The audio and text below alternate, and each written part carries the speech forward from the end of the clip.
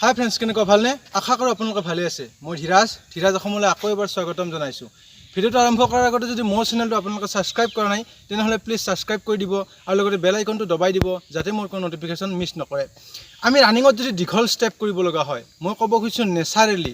কিছুমানে জোৰ জবৰদস্তি ৰানিঙত দীঘল ষ্টেপ কৰে, মই সেইটো কথা কোৱা নাই। যদি জোৰ জবৰদস্তি আমি ৰানিঙত দীঘল ষ্টেপ কৰোঁ তেনেহ'লে আমি সোনকালে ভাগৰি পৰিম বা আমি ভালকৈ টাইমিং দিব নোৱাৰিম। কিন্তু আমি যদি নেচাৰেলি আমাৰ দীঘল ষ্টেপ হয় তেনেহ'লে আমি বহুখিনি উপকৃত হ'ম বা যথেষ্ট আমি টাইম ইনক্ৰিজ কৰিব পাৰিম। গতিকে মই আজি কেনেকৈ নেচাৰেলি ৰানিঙত দীঘল ষ্টেপ কৰিব পাৰি বা কোনকেইটা এক্সাৰচাইজ কৰিলে আমি নেচাৰেলি ৰানিঙত দীঘল ষ্টেপ হয় সেইকেইটা এক্সাৰচাইজ আজি মই আপোনালোকক কৰি দেখুৱাম।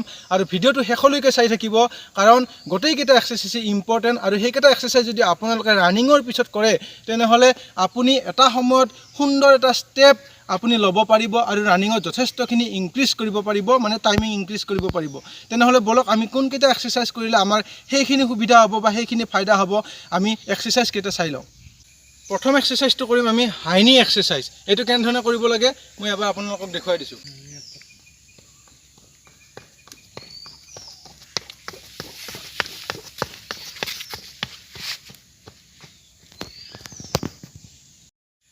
ছেকেণ্ড এক্সাৰচাইজটো কৰিম আমি বি স্কেপ। এইটো এক্সাৰচাইজ আপোনালোকে ৰানিঙৰ পিছত কৰিব। গোটেইখিনি এক্সাৰচাইজ আপোনালোকে ৰানিঙৰ পিছত বা ৱাৰ্ম আপৰ পিছত কৰিব।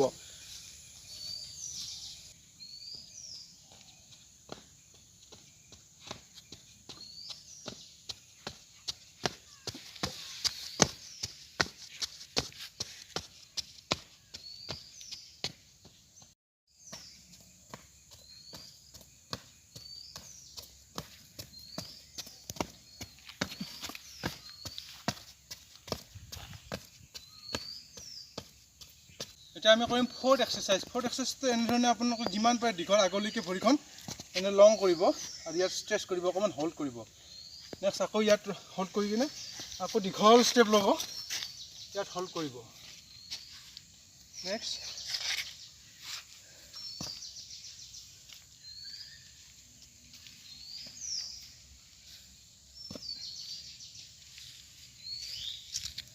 এনেধৰণে আপোনালোকে 30 মিটাৰলৈকে কৰিব। নেক্সট এক্সাৰচাইজটো কৰিম আমি বাউণ্ডিং। বাউণ্ডিং এক্সাৰচাইজটো আপোনালোকে 30 মিটাৰ কৰিব, 3বাৰ বা 4বাৰকৈ কৰিব সদায় ৰানিঙৰ পিছত।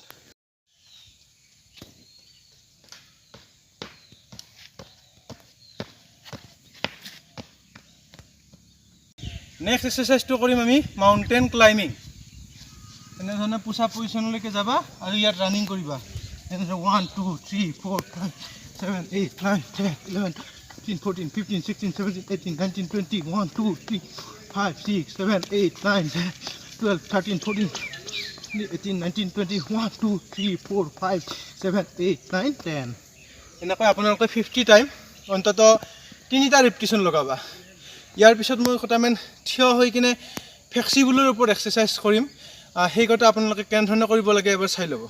নেক্সট আমি এনেধৰণে খুটাৰ কিবা ছাপৰ্ট লৈ কিনে এক্সাৰচাইজ কেইটা কৰিব পাৰিম, এবাৰ চাই ল'বা কেনেধৰণে কৰিব লাগে। এনেধৰণে আমি লেঞ্জিং দিম 1 2 3 4। লেঞ্জিং দিওঁতে নীকেইটা ষ্ট্ৰেইট ৰাখিবলৈ চেষ্টা কৰিবা, অপজিট নীটো ষ্ট্ৰেইট, যিমান পাৰে ষ্ট্ৰেইট কৰিবা। এনেধৰণে কৰিলে ফাইদাটো কম হ'ব, গতিকে ষ্ট্ৰেইট ৰাখিবলৈ চেষ্টা কৰিবা। 1 2 3 অন্তত 15 টাইম। দেন আমি লেগ চেঞ্জ কৰিম এনেধৰণে 1 2 3 4।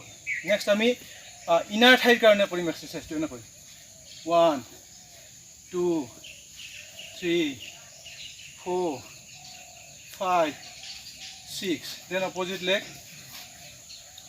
1 2 3 4 5 এনেকৈ লেগ আমি নেক্সট আমি চেঞ্জ কৰিব পাৰিম। অসুবিধা হৈছে দেখুৱাই দিয়াৰ কাৰণে এনেধৰণে 1 2 3 4 5। এগেইন অপজিট পেৰ 1 3 4 5 সুন্দৰ। নেক্সট আমি এটা এক্সাৰচাইজ কৰিম, একেবাৰে আনকমন এক্সাৰচাইজ এইটো।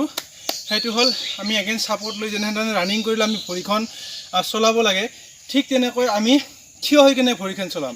তেনেকৈ 1 2 3 4 5 6। ভৰিখন যেতিয়া আমি আগলৈকে নিম এইখিনি অংশ ক্ল'জ হ'ব লাগে অকণ ক্ল'জ হ'লে আৰু নিটো আপ কৰি দিলে অট'মেটিকলি আমাৰ লং ষ্টেপ হয় এনেকৈ দেন আমি অপজিট ভৰিখন দেখুৱাম 1 2 3 4 5 এনেধৰণে চাইক্লিং কৰাৰ নিচিনা গতিকে এইকেইটা এক্সাৰচাইজ আপোনালোকে ৰানিঙৰ পিছত ৱাৰ্ম আপৰ পিছত কৰিব সুন্দৰকৈ কিছুদিন কৰাৰ পিছত কিছু সময় কৰাৰ পিছত আপোনালোকে গমেই নাপাব যে নেচাৰেলি আপোনাৰ কেনেধৰণে দীঘল ষ্টেপ হৈ গৈছে আপুনি নিজেই গম নাপাব গতিকে আপুনি যদি ৰানিঙত ভাল পাৰফৰ্মেঞ্চ দিব লগা হয় আপোনালোকে নিশ্চয় দেখিছে যিবিলাক ভাল ভাল খেলুৱৈ তেওঁলোকৰ ষ্টেপবিলাক কেনেকুৱা বহুত দীঘল ষ্টেপ তেওঁলোকৰ এটা ৰানিং কৰিলে সুন্দৰ এটা পৰিপাটি ধুনীয়া এটা ষ্টেপ দেখিবলৈ পোৱা যায় গতিকে ঠিক তেনেকুৱা আকৰ্ষণীয় ষ্টেপ যদি আপোনালোকে কৰিব বিচাৰিছে নিজৰ